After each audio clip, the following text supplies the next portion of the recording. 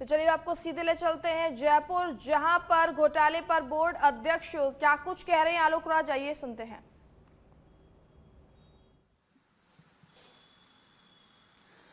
राजस्थान कर्मचारी चयन बोर्ड के अध्यक्ष के पास इस समय हम मौजूद हैं, क्योंकि कल एसओजी के द्वारा महत्वपूर्ण प्रेस कॉन्फ्रेंस की गई और खुलासा किया गया। तो हम सीधा बोर्ड अध्यक्ष से बातचीत करने के लिए आए हैं, major general Alok Raj sir. Sir, जिस तरह से एसओजी ने कल खुलासा किया, किस तरह से इस खुलासे को आप देखते हैं? और क्योंकि 7 साल हो गए 2019 में और अब जो है ये खुलासा हुआ है। इस खुलासे के लिए मैं सबसे पहले नमस्कार। और इस खुलासे के लिए मैं बोलना चाहूँगा कि देर है अंधेर नहीं है।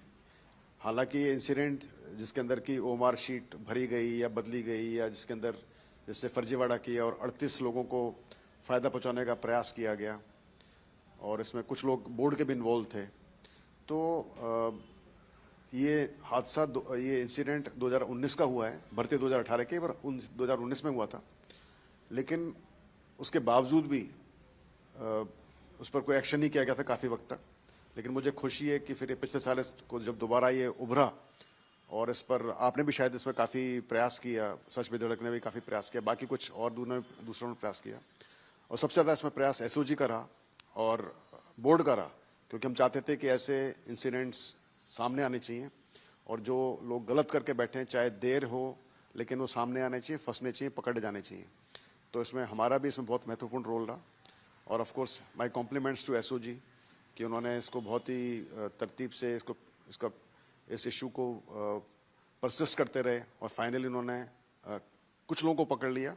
अब जो 38 जो अभ्यर्थी हैं इसमें जिनके नाम बदले गए, जिनकी उमर शीट बदली गई, जिनके उमर शीट में नंबर भरे गए, वो भी पकड़े जाएंगे। और इसके अलावा मुझे उम्मीद है कि जिन 5 लोगों को पकड़ा गया है एसओजी के द्वारा, वो भी नाम बताएंगे कि इसमें और ऐसे कौन लोग इन्वॉल्व हैं, चाहे वो बोर्ड के ही हों, चाहे वो बाहर के हों, जो भी हों। और इससे सबक लेंगे सभी, हमारे खासकर हमारे सरकारी कर्मचारी सबक लेंगे कि बेहतर होगा कि आप अपने सही मंशा से काम करें, क्योंकि देर सवेरा पकड़े जाएंगे। इसलिए अच्छा है कि आपके पास जो कुछ है उसमें संतोष करके जिएं। सर, क्योंकि इसमें जैसे ही एसओजी ने ये पूरा मामला खोला, उसके बाद बोर्ड की वर्तमान कार्यशैली को लेकर भी गंभीर सवाल खड़े हो रहे हैं, क्योंकि 2 कर्मचारी बोर्ड में अभी भी जो है तैनात थे, वो लगातार बोर्ड के साथ काम कर रहे थे।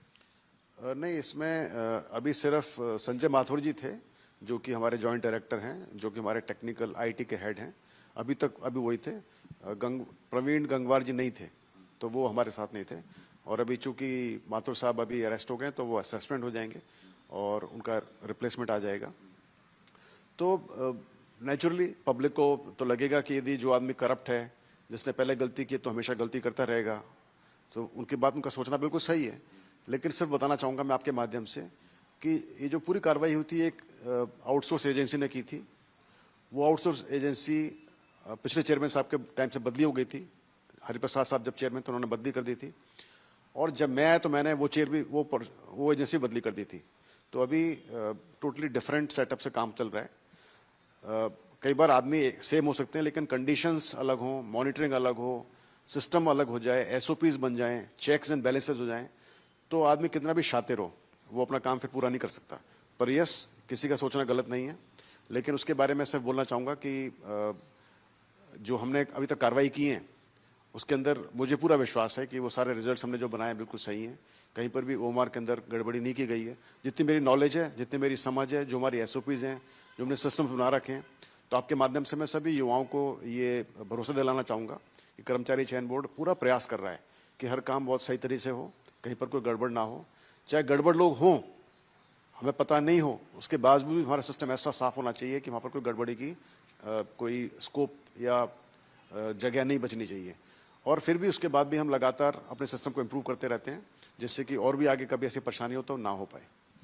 सर, क्योंकि एक महत्वपूर्ण बात, अभी ओएमआर घोटाला खुला, इस बीच चर्चा चल रही है, हमारे पास भी कुछ ऐसी जानकारी आई कि बोर्ड से 2024 से संबंधित कोई डाटा है वो गायब होने की जो सूचना है, और उस समय आप थे, तो इस बात में कितनी सच्चाई है? क्या इस तरह की कोई बात है?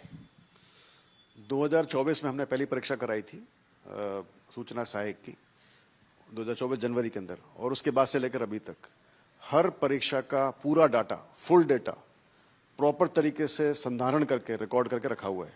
चाहे वो ओमार शीट हो, चाहे वो उनके सॉफ्ट कॉपीज़ हों, चाहे अटेंडेंस शीट्स हों या दूसरे डॉक्यूमेंट जो भी हों, वो सब हमारे पास है। और जो डॉक्यूमेंट वेरिफिकेशन डॉक्यूमेंट डाटा है वो सभी विभागों के पास होता है। तो जब से मैं आया हूँ, मेरे आने के बाद तो हर भर्ती का पूरा डेटा बिल्कुल संभाल के प्रॉपर तरीके से रखा जा रहा है। मेरे आने से पहले जरूर ऐसी भर्तियां थी और कई सारी चीज़ें थी जिनके अंदर की जो किसी कारणों की वजह से कर्मचारी चयन बोर्ड के अंदर वो डेटा को पूरी तरह से संभाल के नहीं रखा गया था। उसके कुछ परिस्थितियां हो सकती हैं जिनके बारे में मेरा बोलना उचित नहीं है, पर जो आप कहना चाह रहे हैं वो कहना चाह रहे हैं कि इस भर्ती का जहां पर कि ये उम्र शीट बदली गई है उसका डेटा अवेलेबल नहीं था, शायद आप वो कहना चाह रहे हैं। 2024 सर आपके कार्यकाल में लोग चर्चा कर रहे हैं कि आपके कार्यकाल में 2024 की जो भर्ती हुई थी उसका जो डाटा है वो बोर्ड से गायब है, इस तरह की चर्चा। नहीं, एक भी नहीं, कुछ भी। आप मैं मीडिया को और सभी कैंडिडेट्स को मैं रिक्वेस्ट करूंगा, चैलेंज करूंगा, बताऊंगा। आप कुछ भी डेटा मांगे फौरन हाजिर हो जाएगा, बिल्कुल सेम डे, सेम 1 घंटे में दे देंगे आपको। हमारे पास सारी सॉफ्ट कॉपी, मेरे आने के बाद तो हमने पूरी सॉफ्ट कॉपी बनाना शुरू कर दिया हर चीज़ का। तो हमारे पास हर भर्ती की सॉफ्ट कॉपी, सीसीटीवी फुटेज सब कुछ है। तो आप उस बात से बेफिक्र है। मैं तो बात कर रहा हूँ, हमने उससे पहले की जो भर्तियां हुई थी 2024 से पहले की भर्तियां, उनका डेटा भी हमने पूरा संभाल लिया। बाकायदा हमने पूरे बॉक्सेस तैयार कर दिए। आप यदि चाहोगे तो किसी दिन आपको पूरा मैं दर्शन करा दूंगा हमारा किस तरह से मैंने रिकॉर्ड कीपिंग किया हुआ है। मेरे आने से पहले बहुत सारा डेटा, बहुत सारे बॉक्सेस को काफ़ी कुछ तो रखा हुआ था, लेकिन काफ़ी कुछ नहीं भी रखा हुआ था इधर से। लेकिन फिर हमने बहुत प्रयास करके और हमारे पास टीम ने बहुत एफर्ट किया पिछले 2 साल के अंदर, और अभी सब डेटा हमने पूरा संभाले जो हमारे पास था। लेकिन मेरे आने से पहले कुछ भर्तियों का डेटा है वो प्रॉपर तरीके से नहीं है, तो उसका मिलना नहीं मिलना थोड़ा मुश्किल होता है। सर एक महत्वपूर्ण बात, चतुर्थ श्रेणी भर्ती का नतीजा आया, ऐसे में गंभीर सवाल बोर्ड के ऊपर खड़े हुए और कहा जा रहा है कि 10,000 लोगों की ओएमआर चेंज करवा दी गई और आलोक राज जी 100 करोड़ रुपए कमा लिए। अब देखिए, ऐसा है कि मुझे 2.5 साल तो यहाँ पर हो गया, और जब भी कोई भर्ती होती है कुछ बच्चे पास होते हैं, कुछ बच्चे फेल होते हैं, और कुछ दलाल होते हैं, कुछ हर तरह के लोग होते हैं। तो हर तरह से अपने अपने हिसाब से जो उनको सहूलियत होती है वैसे इल्ज़ाम लगाते हैं। और फिर चतुर्थ श्रेणी से तो अच्छी और दूसरी भर्तियाँ थी, वहाँ पे खाया ज़्यादा होना चाहिए। जैसे जूनियर अकाउंटेंट भर्ती है, जूनियर इंजीनियर भर्ती है, वीडियो भर्ती है, पटवारी भर्ती है। एक चतुर्थ श्रेणी भर्ती मिली जहाँ पर पैसा खाना चाहिए और 10,000 उम्र शीट बदली होनी चाहिए। तो अब इल्ज़ामों का कोई अंत नहीं है, और जितने मुँह उतनी बात। जहाँ तक सवाल है उम्र शीट बदलने का, भरने का 10,000 का, हम 1 साल पहले तक जो रिजल्ट देते थे बच्चों का, वो देते थे सिर्फ रोल नंबर, कि ये 2 गुना के रोल नंबर। मान लो यदि 1000 सीटें तो हम 2,000 सवा 2,000 रोल नंबर छाप देते कि भाई ये बच्चे 2 गुना के कट ऑफ में हैं। ना उनकी मेरिट लिस्ट होती थी, ना उनका नाम होता था। अब हमने चतुर्थ श्रेणी के अंदर 35,500 पन्ने का रिजल्ट नॉन टीएसपी एरिया का और 3,500 पन्ने का रिजल्ट टीएसपी एरिया का, फुल रिजल्ट, यानी पूरे 21 लाख बच्चे जो परीक्षा में बैठे थे उनका रिजल्ट हमने छाप दिया।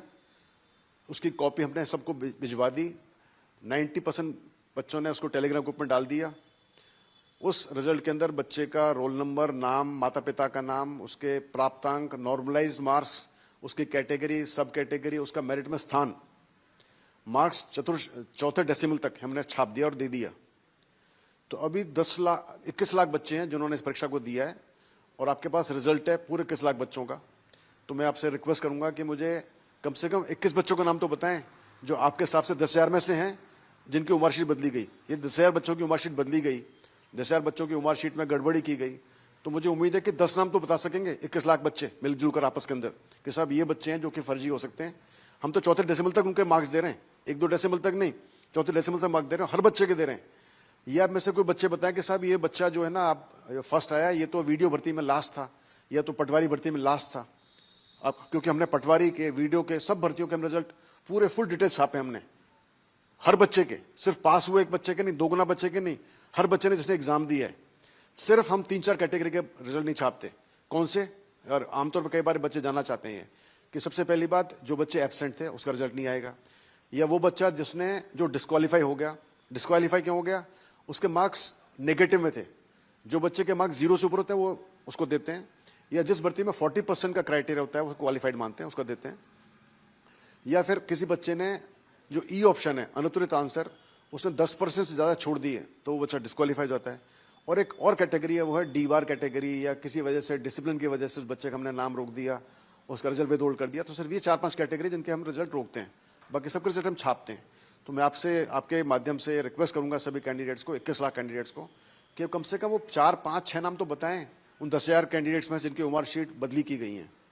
एक बात और बताना चाहूंगा आपको मैं, हमारा प्रयास है, बहुत ही जल्दी हम कोशिश कर रहे हैं कि वो सारे बच्चे जिनके हमने 2 गुना के नंबर, जो 2 गुना में आ रहे हैं, लगभग 1.25 लाख, 1 लाख 1.25 लाख के ऊपर से जो बच्चे हैं, उस सबका हम प्रयास करें कि सबकी उम्र शीट हम छाप दें, और सिर्फ वही बच्चे देख नहीं पाए, बल्कि कोई भी बच्चा उम्र शीट को देख सकता है, और देख सकता है, डाउनलोड कर सकता है। तो फिर मैं दोबारा उम्मीद करूंगा आपके माध्यम से कि वो सब जो बच्चे बोल रहे हैं कि 10,000 उम्र शीट बदली कर गई हैं, वो 1 लाख 1.25 लाख उम्र शीट को डाउनलोड कर लें, और फिर उनको स्टडी कर लें, उनके मार्क्स मिला लें, चेक कर लें, और फिर बता दें 2-4 नाम के सभी बच्चों ने उम्र शीट बदली की गई है।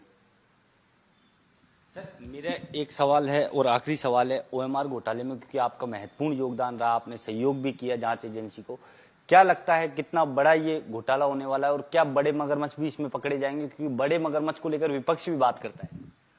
देखो, ये मछली और मगरमच्छ ये हमारी शब्दावली में नहीं आता, मुझे नहीं मालूम, मुझे इतना ज्यादा कुछ पता नहीं कि मगरमच्छ होते हैं कि नहीं होते हैं, और होते होंगे तो कौन होते होंगे, मुझे नहीं मालूम।